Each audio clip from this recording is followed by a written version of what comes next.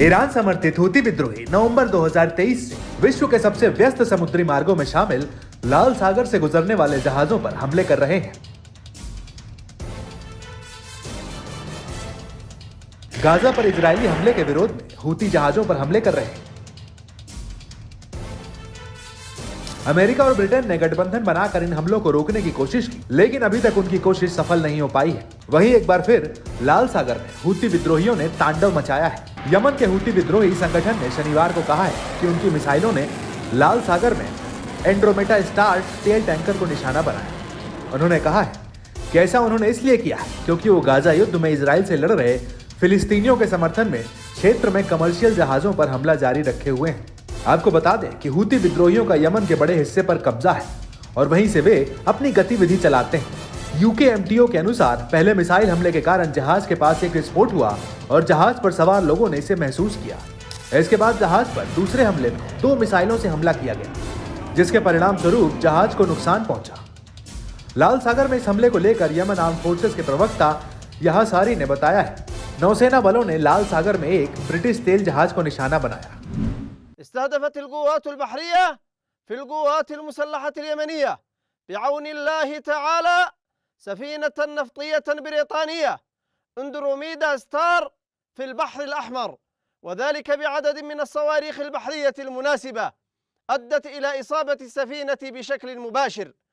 ونجحت قوات الدفاع الجوي في القوات المسلحة اليمنية يوم أمس في إسقاط طائرة أمريكية النوع MQ-9 في أجواء محافظة صعدة، وذلك أثناء قيامها بتنفيذ مهام عدائية وقد تم استهدافها بصاروخ مناسب.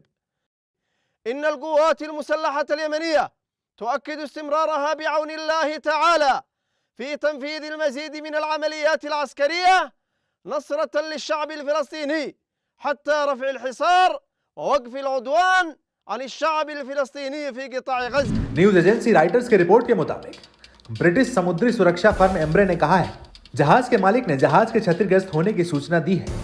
Houthi के प्रवक्ता सारी ने कहा है कि पनामा के झंडे वाले जहाज ब्रिटिश स्वामित्व वाला था, लेकिन LSEG डेटा और एम्ब्रे के अनुसार शिपिंग डेटा से पता चलता है कि इसे हाल में ही बेचा गया था। बता दें कि ईरान गठबंधन हूती उग्रवादियों ने पिछले साल नवंबर के बाद से लाल सागर, बाब अल मंदब और अदन की खाड़ी में कई जहाजों को ड्रोन और मिसाइल से टारगेट किया है।